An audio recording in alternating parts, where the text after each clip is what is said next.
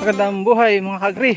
Welcome back sa ating channel. Tayo ngayon pupunta ulit ako sa bundok. Ayan, nabasa ang dibdib. Tayo ngayon ay magbibisita kung ano ang itsura na after nung ipauling ko. Dati gana rin yan, no? Gubat dati. Maraming. Tingnan ko ngayon kung ano ang itsura na. Ito hindi pa ito. Ito yung dinadaanan ko lang. So nagpison ako doon sa mga tatay kanina. Malalaki na yung mga mangustin doon.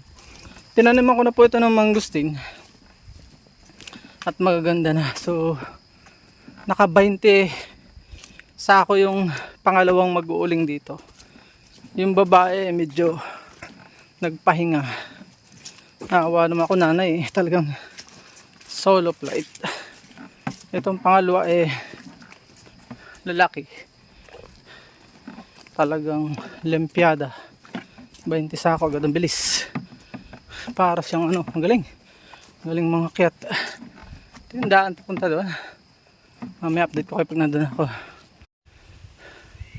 So yan, dito na po tayo. May dala akong mananim na para hindi sayang, dragon fruit. Sasampay lang naman ito.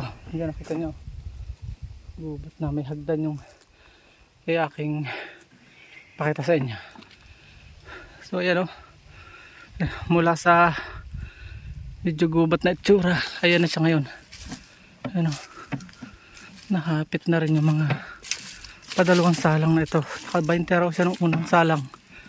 Grabe, ang ganda ng tingnan,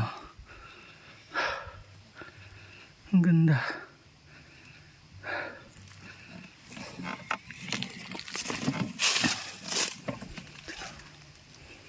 Ang ganda, Ang salang daw niya dito, naka 20 siya. So yan, ang ganda. Yan, mukhang may katulong siya dito. So yun lang, in-update ko lang kayo. Paalam na muli and God bless.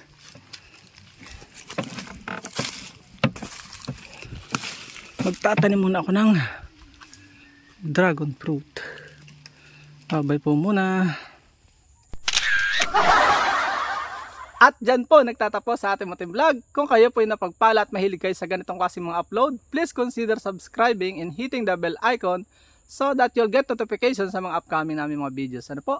Hanggang dito na lamang po. Magkita-kits po tayo sa sunod natin mga vlog. Bye bye and